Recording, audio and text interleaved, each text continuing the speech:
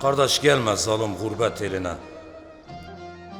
Gurbette bulunmaz koyun yoğurdu.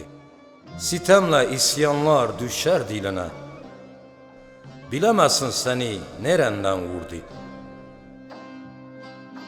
Bizim oraları özler dururum.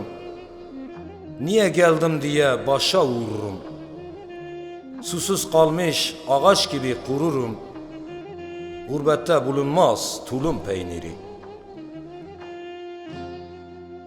Havası nemlidir, ter basar seni.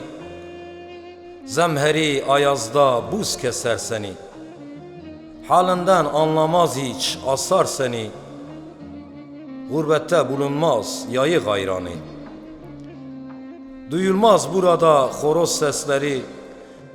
Günün gecen kaplar gider sisleri. Çekmeni istemem acı hisleri.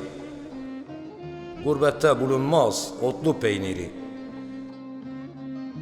Gelip buralara perişan olma. Dizlerine vurup yoklukta kalma. Dara düşünce el kapısı çalma. Gurbette bulunmaz sana acıyan.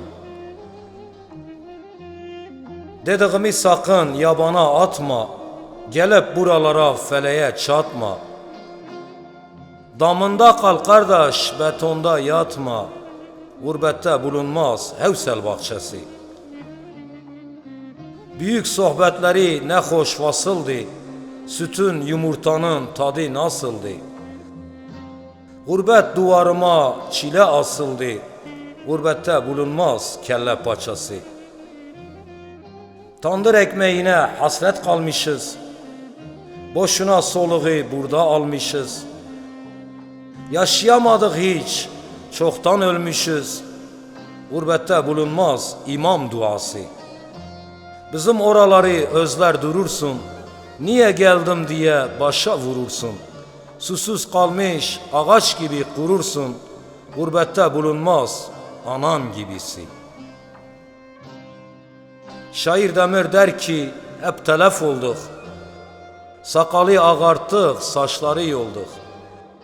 Yaban illerinde el gibi kaldık.